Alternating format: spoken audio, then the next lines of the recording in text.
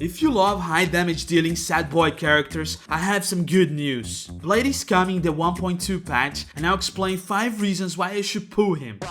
Blade has a very clear purpose in his design. High risk, high reward. You have to stake your HP, but in exchange, you cause an absurd damage to your opponents. Still don't understand how? Let me explain Blade's kit. His skill, Hellscape, consumes part of his HP. In exchange for that, he gives a burst to his basic attack. With Hellscape active, your basic attack will deal more damage and splash damage to your enemies. In addition, the skill doesn't consume your round. You can activate it and continue playing. However, if you don't have enough health, you remain at 1 HP after activating the skill. His talent, Shuhu's Gift, allows Blade to gain 1 stack of charge whenever he's attacked, keeping these stacks for up to 3 turns. Upon reaching 5 stacks, Blade performs a follow-up attack in an area, hitting all opponents and recovering part of his health. His ultimate, Death Sentence, set his HP to 50%. In addition, he unleashes a powerful attack against an opponent and deals splash damage to others. This attack scales with his max HP and the HP already lost in this battle. Finally, his technique, Karma Wind, consumes part of his health and deals damage to all opponents when starting a battle. To summarize, Blade will always be in the balance between how much healing he needs and how much life he loses so he can do as much damage as possible. Blade is a wind type character, one of the few in the game. At this moment, your only other options are Danghang, Bronya and Sempo. 2 of these options, Bronya and Sempo, were never in a dedicated banner, so it's most likely you only have Danghang, and if you end up not building him, this element will be greatly missed in your composition.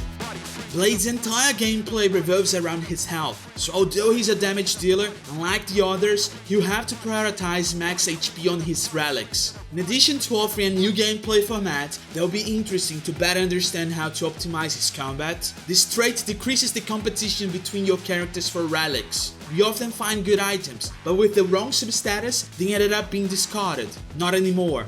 HP will also be valuable for one of your damage dealers.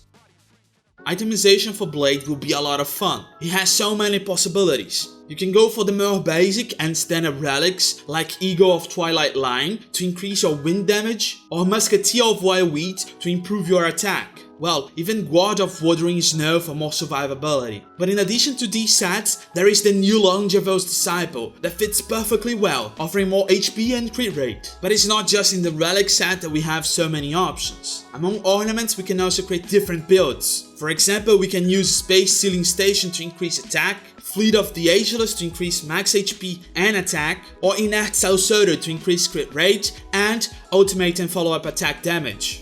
Although Blade's gameplay format is new, setting up compositions around him will be super simple. Your only requirement is to have a healer. Natasha or Bailu works great, but if you have Locha, this will be the perfect combo, as Locha allows you to create fields and receive healing based on damage. This allows Blade to be constantly recovering after expanding his health. You might be thinking that shielders might be a good option. Well, yes and no. In order for Blade to use his follow-up attack, he needs to receive damage. So it's interesting that you don't have other characters that can take Blade's aggro. March 7th, which is free to play, is the only shooter that can make sense, as her skill allows to increase Blade's aggro. The second piece in the composition is a good support. Lucky for us, we're getting Yukong for free in patch 1.2, and she fits perfectly with Blade, offering more damage, crit rate and crit damage. But Xin Yun and Nasa are also great options. Finally, you have room to either add one more support or a sub-damage dealer. For supports, you could add Pila or Silverwolf to have the buffs and complement the elements. If you prefer sub-damage dealer, you could add Sushan to increase the single target damage. Just a hint, Sushan and Natasha are in his banner.